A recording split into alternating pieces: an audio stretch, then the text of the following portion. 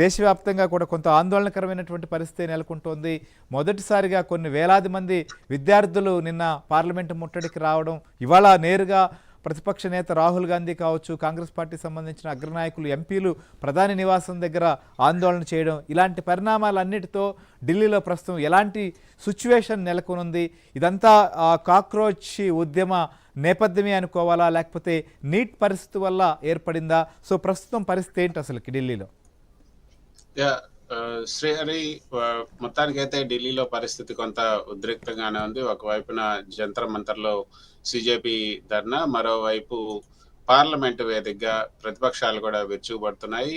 కేంద్ర ప్రభుత్వం ఏమాత్రం కూడా అసలు ఏమాత్రం స్పందించకపోవటం వల్లనే ఇప్పుడు ఈ యొక్క నిరసనలు తీవ్రతరమయ్యాయని చెప్పొచ్చు. కొంచెమైనా సరే కాక్రోచ్ జనతా పార్టీ మొదలుపెట్టిన తర్వాత మొదటిసారిగా వాళ్ళు జంతర్ మంతర్లో ఈ నిరాహార దీక్షను చేపట్టినప్పుడు అందరూ కూడా వాళ్ళని ఎగతాళి చేశారు. తర్వాత బీజేపీకి సంబంధించినటువంటి నేతలు కానీ, బీజేపీ మద్దతుదారులు కానీ వాళ్ళంతా కూడా వాళ్ళని వెకిల్ చేస్తూ కొంత సోషల్ మీడియాలో వాళ్ళని తీవ్రమైనటువంటి దుర్భాషలు కూడా ఆడారు. తర్వాత ఎవరైతే ఈ ఉద్యమంలో ఉన్నారో వాళ్ళందరినీ కూడా పర్సనల్ అటాక్స్ కూడా చేశారు. కాకపోతే కొంత అంత సీరియస్ గా తీసుకోలేదు. దీప్కే కూడా మనం చూసాం, సిజేపీ వ్యవస్థాపకుడు దీప్కే కూడా అతనిపై కూడా ఏదైతే సిరాజ్ అల్లినటువంటి పరిస్థితి, ఆయన్ని చెంపదెబ్బ కొట్టినటువంటి పరిస్థితి, వీటన్నిటిని కూడా మనం చూసాం. సో ఈ అవమానాలన్నింటినీ కూడా తట్టుకొని సోనం వాంగ్చుక్ నిరాహార దీక్ష చేసిన తర్వాత సుమారు 21 రోజుల పాటు కంటిన్యూస్ గా నిరాహార దీక్ష చేసిన తర్వాత కూడా అసలు ప్రభుత్వంలో చలనం లేకపోవటం అనేది అందరూ ఇప్పుడు చర్చిస్తున్నటువంటి పరిస్థితి. అసలు ఎందుకు ప్రభుత్వం ఈ విధంగా చలించలేకపోతుంది? గతంలో మనం చూసాం, మన్మోహన్ సింగ్ ప్రధానిగా ఉన్నప్పుడు 10 ఏళ్లలో జరిగినటువంటి ఉద్యమాలు కానీ, ఇప్పుడు గత 12 ఏళ్లలో జరిగినటువంటి ఉద్యమాలు కానీ మనం చూస్తే, ఇప్పుడు మన్మోహన్ సింగ్ అధికారంలో ఉన్నప్పుడు లోక్పాల్ బిల్ కోసం అన్నా హజారే ధర్నా చేసినప్పుడు ఆయన వెంటనే స్పందించడం జరిగింది. లోక్పాల్ బిల్లును కూడా తీసుకురావడం జరిగింది. సో కనీసం అటువంటి స్పందన లేకపోవటాన్ని ఇప్పుడు అందరూ కూడా ప్రశ్నిస్తున్నారు. అంటే కృష్ణ, అంటే ఒక్క విషయం, అంటే 2014 నుంచి మనం చూస్తే సురేష్ ప్రభు ఒకసారి రాజీనామా చేశారు. అప్పట్లో బహుశా దాన్ని అంగీకరించలేదు, ఆయన రాజీనామా చేస్తున్నాను అంటే. సో అప్పటి నుంచి ఇప్పటి వరకు కూడా ఏదైనా ఒక ఇష్యూ జరిగినప్పుడు ఇలాంటి పరిస్థితి రాలేదు. అంటే ఇది పరిష్కారం కాదనుకుంటున్నారా, లేకపోతే 13 మంది మీద చర్యలు తీసుకున్నాం కాబట్టి ఇది చాలనుకుంటున్నారా? ఏంటి అసలు కేంద్ర ప్రభుత్వ వైఖరి? కేంద్ర ప్రభుత్వం మొదటి నుంచి కూడా ధర్మేంద్ర ప్రధాన్ చెప్పేది ఏంటంటే, ఇప్పుడు ఎన్టీఏకి ఇచ్చావు, నేషనల్ టెస్టింగ్ ఏజెన్సీ ఈ నీట్ పరీక్షలు నిర్వహిస్తుంది, అది బాధ్యత వహించాలి. నేను మంత్రిగా ఉన్నప్పటికీ కూడా నేను డైరెక్ట్ గా వాళ్ళతో ఇన్వాల్వ్ కాలేదు, లేకపోతే నేను డైరెక్ట్ గా దాంట్లో ఇదవ్వలేదు. కాబట్టి దాంట్లో నా ప్రమేయం ఏముంటుంది, నా రాజీనామా ఎందుకు మీరు డిమాండ్ చేస్తున్నారు అన్నది ఆయన చెప్తున్నట్టు. కానీ ఒక విద్యా వ్యవస్థ, విద్యా మంత్రిగా ఉన్నప్పుడు వీటన్నిటికి కూడా ఆయన జవాబుదారీతనం తీసుకోవాలన్న విషయాన్ని ఆయన మర్చిపోయి టెక్నికల్ గా ఆయన మాట్లాడుతున్నారు. ఎన్టీఏ నిర్వహిస్తుంది కాబట్టి ఎన్టీఏ ఎవరెవరు ఈ పేపర్ లీక్ కి సంబంధించి ఎవరెవరు బాధ్యులు వాళ్ళందరినీ కూడా అరెస్ట్ చేశాం కాబట్టి మా బాధ్యత అంతతో తీరిపోయింది, మేము సక్రమంగానే పనిచేసాం, తర్వాత మళ్ళీ ఈ యొక్క నీట్ పరీక్షను మళ్ళీ సక్రమంగానే నిర్వహించాం కాబట్టి మేము ఇంకా దాన్ని మీరు జవాబుదారీతనం లేదు అంటాం అనేది తప్పు అనేది వాళ్ళు చేస్తున్నట్టు రాదు. కాకపోతే ఇప్పుడు దాన్ని మించి ఇప్పుడు ఈ వ్యవహారం వెళ్ళిపోయిందని చెప్పొచ్చు. నిన్న జరిగినటువంటి ధర్నా కూడా మనం చూస్తే ఇప్పుడు కేవలం ధర్మేంద్ర ప్రధాన్ రాజీనామాతో ఆగట్లే. ఇప్పుడు ఈ రోజు రాహుల్ గాంధీ ఈ మెరుపు ధర్నా, ప్రధాని ఇంటి ముందు జరిగినటువంటి మెరుపు ధర్నా సందర్భంగా ప్రధాని రాజీనామా కూడా వాళ్ళు డిమాండ్ చేస్తున్నారు. అదేవిధంగా ఈ నీట్ ఎగ్జామ్ తర్వాత మరణించినటువంటి విద్యార్థులకి నష్టపరిహారాన్ని ఇవ్వమంటున్నారు. తర్వాత వాళ్ళ ఏజ్ కూడా బార్ అయిపోతుంది కాబట్టి ఆ ఏజ్ బార్ని కూడా కొంత కన్సెషన్ ఇవ్వాలని కూడా వాళ్ళు డిమాండ్ చేస్తున్నటువంటి పరిస్థితి మనం చూసాం.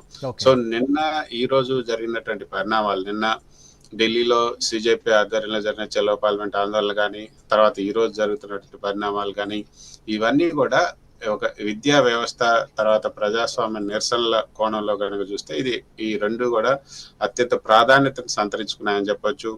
నిన్న లాఠీ చార్జ్, జంతర్ మంతర్ దగ్గర టెంట్లను తొలగించడం, ఈ రోజు హైకోర్టులో దాఖలైన పిటిషన్లు, తర్వాత నడ్డా ఈ చర్చల వరకు కూడా, అంటే చర్చలు జరుపుతాం మేము, చర్చలకు తలుపులు తెరిచే ఉన్నాయని చెప్పడం, ఇవన్నీ చూస్తుంటే కేంద్ర ప్రభుత్వం అయితే కొంత దిగొచ్చినట్టుగానే ఉంది. కాకపోతే ఓకే. అది ఎంత త్వరగా జరిగితే అంత మంచిది. ఓకే. కాకపోతే ఇందాక అంటే అంటే మీరన్నట్టుగా దిగొచ్చింది అనుకోవచ్చా? అంటే ఇక్కడ ధర్మేంద్ర ప్రధాన్ విషయంలో చూస్తే వారి తండ్రి కూడా గతంలో దేవేంద్ర ప్రధాన్ వాజ్పేయికి దగ్గరగా ఉన్నటువంటి వారు, రాజకీయ నేపథ్యం ఉన్నవారు, చాలా రాష్ట్రాల్లో ఎలక్షన్స్ అప్పుడు ఇన్ఛార్జిగా వెళ్ళారు. ఇంక్లూడింగ్ పశ్చిమ బెంగాల్లో కూడా స్థానిక సంస్థల ఎన్నికల దగ్గర నుంచి ఆయన వర్క్ చేస్తూ వచ్చారు. చాలా రాష్ట్రాలకు ఇన్ఛార్జీలుగా ఉన్న చోట గెలిచాయి.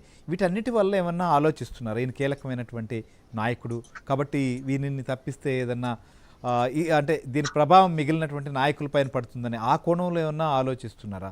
సో దిగొచ్చినప్పుడు ఇట్లా ఎందుకు ఈయన పట్ల ఏదైనా చర్య కానీ లేకపోతే మరొక బాధ్యతను అప్పచెప్పడానికి కానీ ఎందుకు ఆలోచిస్తున్నారు? అలాంటి పరిస్థితి అవసరం లేదు, నేరుగా సంప్రదింపులు జరిపి తద్వారానే ఇది పరిష్కరించాలనేటువంటి నిర్ణయానికి వచ్చేసారా? హ్మ్. శ్రీహరి, మనం మొదటి నుంచి గనక చూస్తే మోదీ ప్రభుత్వంలో ఎప్పుడు కూడా ప్రెషర్ టాక్టిక్స్ ఎప్పుడు కూడా వర్కౌట్ కాల. ఓకే. ఎప్పుడు ప్రభుత్వం పైన ఏ ప్రెషర్ తీసుకొచ్చినా దాన్ని చాలా ఈజీగా అసలు పట్టించుకోనట్టుగానే ఉంటున్నారు తప్పితే ఇలాంటి విషయాలు చాలానే జరిగాయి. వాటన్నిటిని కూడా అసలు పట్టించుకోకపోవడం, లేకపోతే వాటి గురించి అసలు మాట్లాడకపోవడం కూడా అదే ఒక స్ట్రాటజీ అన్నట్టుగానే మోదీ ప్రవర్తించారు. తర్వాత మోదీ క్యాబినెట్ లో ఉన్న వాళ్ళందరూ కూడా అదే చేశారు. అసలు మీడియాను కూడా దూరం పెట్టినటువంటి పరిస్థితి. సో వాళ్ళకి ఇప్పుడు ధర్మేంద్ర ప్రధాన్ని తొలగిస్తే మాత్రం అది పెద్ద మచ్చగా మారుతుందన్న ఉద్దేశంతోనే మొదట కొంత వాళ్ళైతే ఏదైతే భేషాలకు పోయారనే చెప్పొచ్చు. అందుకే ఇప్పుడు రాబోయే ఏదైతే కేబినెట్ విస్తరణ ఉంటుందో ఆ కేబినెట్ విస్తరణ సందర్భంగా కొంతమందికి మార్పులు చేర్పులు ఉంటాయి. తర్వాత పార్టీ వ్యవస్థాగతంగా కూడా కొంత మార్పులు చేయాలి. నితిన్ నాపిన్ కొత్త టీం కూడా వస్తుంది కాబట్టి ఆ కొత్త టీంలో ఇతనికి కొంత మంచి పోస్ట్ ఇవ్వాలని అనుకుంటున్నారు. అట్లా కంపెన్సేట్ చేసి అంటే విన్ విన్ సిచ్యువేషన్ లో తీసుకురావాలన్న ఉద్దేశంతో అటు పార్టీ సంస్థాగత పోస్ట్ వాటిల్లో సైమల్టేనియస్ గా కేబినెట్ పునర్వ్యవస్థీకరణ ఇవన్నీ సందర్భంగా చేస్తారు తప్పితే సిజేపీ ధర్నా చేసింది కాబట్టి ఆయన తొలగించడం అన్నది వాళ్ళకి కొంత నామోషిగా ఉండే పరిస్థితి వస్తుంది. కాబట్టి అందుకే వాళ్ళు దాని విషయంగా మాట్లాడలేదు.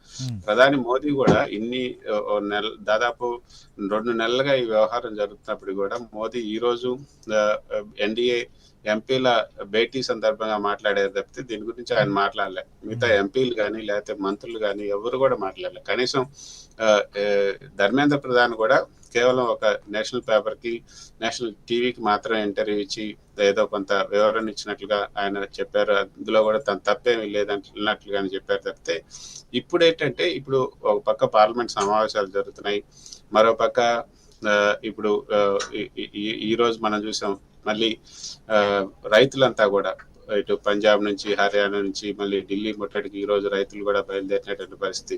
సో ఒకదాని తర్వాత ఒకటి మళ్ళీ వచ్చే అవకాశం ఉంది. కాబట్టి ఇక ఈ విద్యార్థుల సమస్యను కొంత వీలైనంత త్వరగా పరిష్కరించాలనే ఉద్దేశంతో ఉన్నట్టుగా తెలుస్తుంది. అందుకే జేపీ నడ్డాని ఏదైతే సిజేపీ కార్యకర్తలు నిన్న జరిగినటువంటి ధర్నాలో గాయపడినటువంటి సిజేపీ విద్యార్థులు